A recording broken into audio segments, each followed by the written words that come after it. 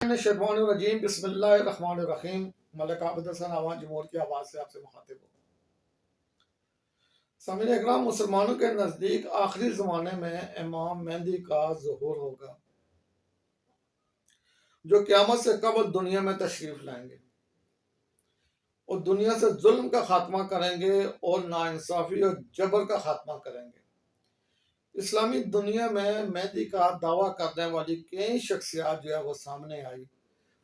इन इन लोगों का ताल्लुक ज़्यादातर सऊदी अरब, अफ्रीका, जनूबी एशिया, ईरान और इराक वगैरह से है कि यहाँ के लोगों ने ज़्यादातर जो है इमाम मेहदी का अपने आप को इमाम मेहदी ज़ाहिर किया और इमाम मेहदी का दावा किया। अफसोस इस बात का है कि ये जो मतलब परस्त उलमा और दहशतगर्द तंजीमें होती हैं, ये अपने मतलब के लिए हदीस और कुरान को इस्तेमाल करती हैं और अपने आप को ये लोग इमाम मेहदी कहकर अपने यानी शोहरत और दौलत हासिल करते हैं और ये दीन से खिलवाड़ करते हैं। गरीब और नौजवानों को और सादे लोगों को ये बहला कर अपना मरीद बनाते हैं। आप देखें कि बहुत सारे ऐसे लोग हैं जिन्होंने इमाम मेहदी का दावा किया और वो बाद लोग तो ऐसे हैं कि जिनके इमाम मेहदी का दावा करने की वजह से बाकायदा एक है मजहब जो है वर्द वजूद में आया। उनमें से एक में ऐसा ईरान में थे मोहम्मद अली बाब और बहाउल्लाह शराजी थे, जिन्होंने यानी इन्होंने बहाउल्लाह शराजी जो है इन्होंने इमाम मेहदी का दावा किया था और बहाई मजहब जो है इसकी बुनियाद रखी थी। ये ईरान में जैसे हमारे पाकिस्तान में कादियानी है, इस तरह ये बहाई मजहब जो है वहाँ ईरान में पाया जाता है। इसी तरह एक पाकिस्तान के इलाके मकरान में एक ज़करी मजहब है और ये ज़करी मजहब के जो यानी शख्स इसका नाम मुल्ला मोहम्मद अटकी था, इसने भी इमाम मेहदी का दावा किया था तकरीबन आज से 350 साल पहले या 400 साल की बात। और ये मकरान में इसकी कसीर तादाद पाई जाती है और मकरान के लोग वहाँ जाके जिस तरह बैतुल मुक़द्दस में जाके या मस्जिद हराम में मक्के में जाके हज करते हैं, ये यहाँ पे मकरान में जाके ये लोग हज अदा करते हैं। और एक और आप ये देखें कि मिर्ज़ा ग़ुलाम अहमद कादियानी ये जो मिर्ज़ाई हैं, इनके मिर्ज़ा ग़ुलाम अहमद कादियानी ने भी सबसे पहले जो है इमाम मेहदी का दावा किया था, लेकिन बाद में उसने हज़रत ईसा अलैहिस्सलाम का दावा किया और फिर उसने नबूवत का दावा किया था। इसी तरह पाकिस्तान में एक शख्स था जिसका नाम रियाज अहमद गोरशाही या ये गुजरान का रहने वाला था और इस शख्स ने भी इमाम मेहदी का दावा किया था। ये गुजरान से हिजरत करके हैदराबाद सिंध वाली साइड पे चला गया था और वहाँ पे इसके ठीक यानी बहुत सारे पैरोकार हैं। वहाँ पे इसका दरबार बना हुआ है, यानी ज़ियारत लोगों ने बनाई हुई है और इसके बहुत सारे पैरोकार हैं, इसके मानने वाले बहुत सारे हैं। और यूट्यूब पे आप देखें यूसुफ गोलाई भी एक शख्स है जो कि इसका इसी का यानी इसी के मानने वाला है, इसी को अपना मुर्शद मानता है और वो ये बात कहता है कि रियाज अहमद गोशे जो है ये इमाम मेहदी थे। और मौजूदा दौर में मेरे भाई एक शख्स जिसके लिए मैं ये ब्लॉग बना रहा हूँ उसका नाम है मोहम्मद कासम है। ये पहले ख्वाबों की ताबीर बताया करता था और ये कहता था कि मैं जो ख्वाब देखता हूँ ये ख्वाब सच्चे होते हैं और वो जो मैं ख्वाब देखता हूँ वो बाद में वो वैसे ही साबित होते हैं।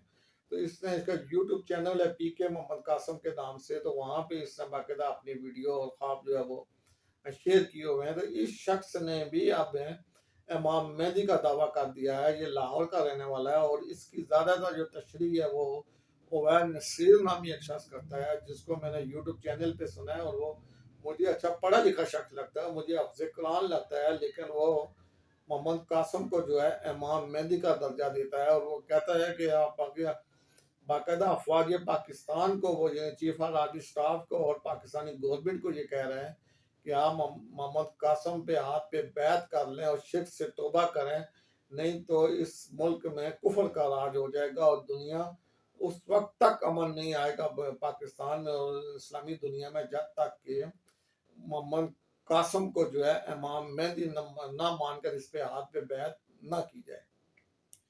अब सवाल ये पैदा होता है मेरे भाइयों के इमाम मेहदी की निशानियां क्या हैं और इमाम मेहदी कब उनका ज़ुहूर होगा और किस जगह पे होगा। यूँ तो बहुत सारी हदीस हैं इमाम मेहदी के बारे में, नबी की सल्लल्लाहु अलैहि वसल्लम की बेशुमार हदीस मौजूद है। कहा जाता है कि यानी सही बुखारी में जो है या सही मुस्लिम में हज़रत इमाम मेहंदी के बारे में हदीस नहीं मिलती जितनी कि दूसरी 7 हदीस में मिलती हैं, जैसे कि अबू दाऊद में और तिरमिज़ी वगैरह में। लेकिन हदीस जो है उनका यकीन करना और उस पे ईमान लाना हम मुसलमानों का यानी ये फ़र्ज़ है। अगर हम हदीस के मुनकर हैं तो यूँ समझो कि हम फिर कुरान मजीद के भी मुनकर हैं। तो लिहाजा हदीस में आपसे लोगों की नज़र एक हदीस चंद पेश करना चाहता हूँ, जिससे कि ये पता चलेगा कि इमाम मेहदी के का ज़ुहूर कहाँ होगा और उनके उन पे हाथ पे कहाँ बैत की जाएगी।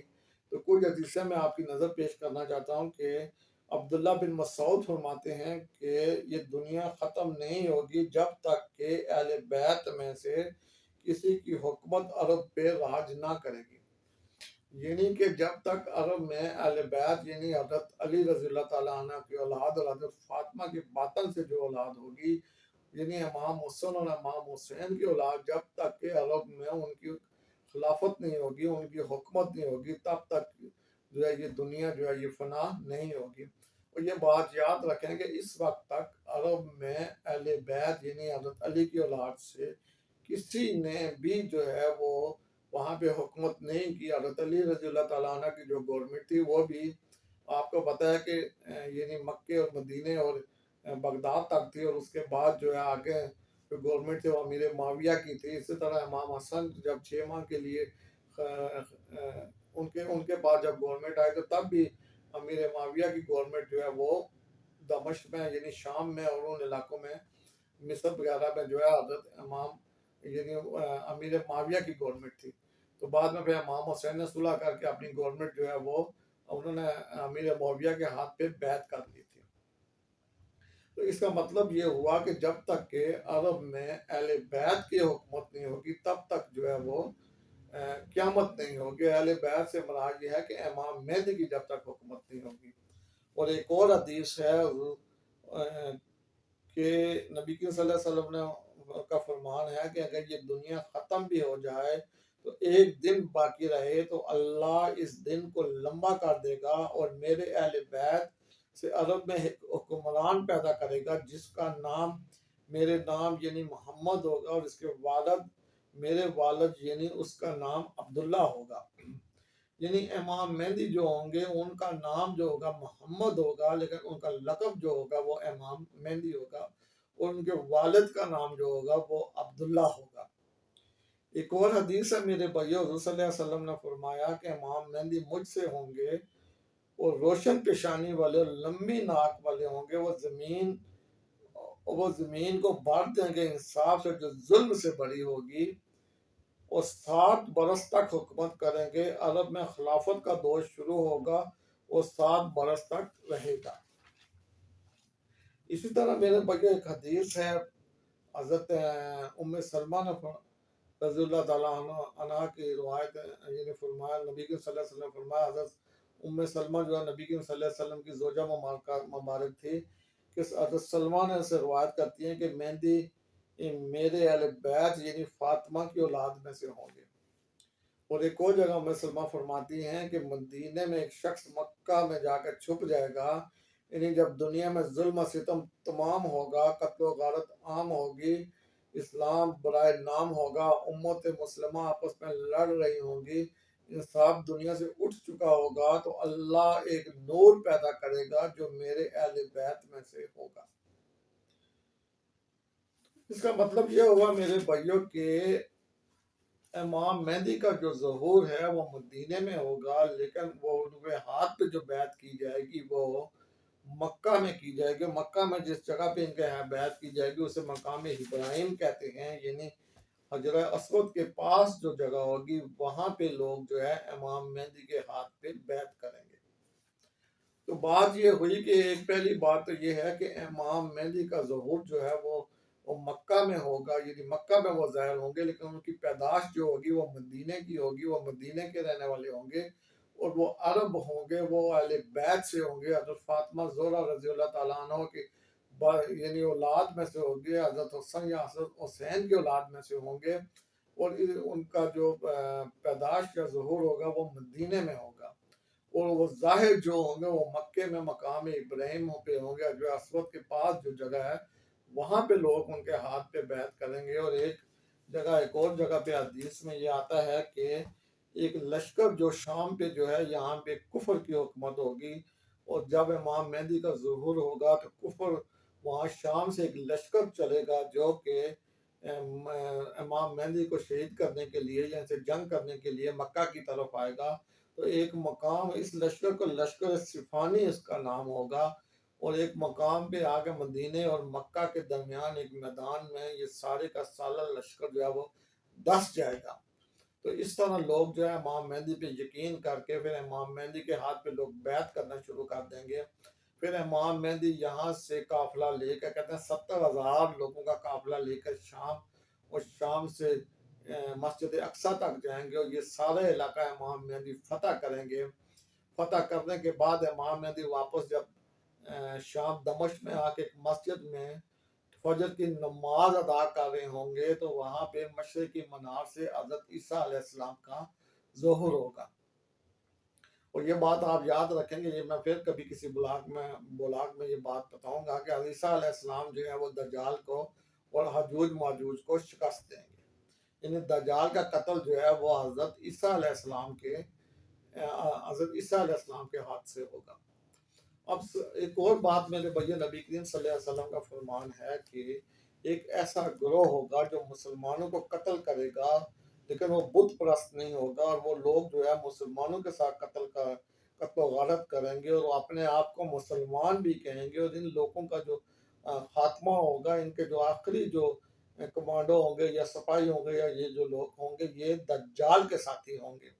यानी ये दज्जाल के साथ मिलकर इमाम मेहदी और हज़रत ईसा अलैहिस्सलाम के साथ जंग करेंगे। तो ये जो दाश प्यारा या तालिबान प्यारा ये दहशतगर्द तंजीमें हैं, इनका खात्मा भी इमाम मेहदी के ज़ुहूर के बाद ही होगा मेरे भाइयों। तो ये जो लोग मोहम्मद कासिम जैसे लोग नबूवत का दावा करते हैं, सॉरी इमाम मेहदी का दावा करते हैं, ये लोग जो झूठे हैं, ये मक्कार लोग हैं। ये अपने मतलब के लिए, अपनी शोहरत के लिए और इस दुनिया में दौलत हासिल करने के लिए इस किस्म के गुनों में जो है जराइम इख्तियार करते हैं, गुनों में गुनाह करते हैं।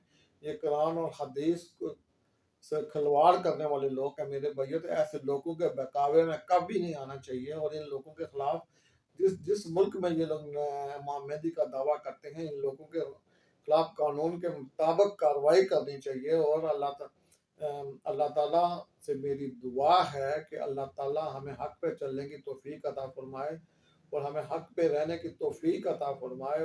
और या अल्लाह कोई ऐसा भी मौका है कि इमाम मेहदी हमारे दौर में अगर उनका ज़ुहूर हो, तो हम इमाम मेहदी के सिपाही के तौर पे उनके साथ मिलकर इन कुफार के साथ जंग करें। क्योंकि नबी करीम सल्लल्लाहु अलैहि वसल्लम की हदीस मुबारक है कि जो लोग इमाम मेहदी के काफिले में शामिल होके वो जनाब इमाम मेहदी के साथ मिलकर कुफार के साथ जंग करेंगे, मुशरिकों के साथ जंग करेंगे, वो लोग जन्नत में जाएंगे। और वो लोग जो इमाम मेहदी का साथ नहीं देंगे, वो लोगों का ठिकाना जहन्नम होगा। अल्लाह ताला हमें इमाम मेहदी का साथी बनाए, और इन झूठे इमाम मेहदियों को अल्लाह ताला का अजाब नाज़िल हो। अल्लाह मेरा और आप सबका हामी और नासिर हो।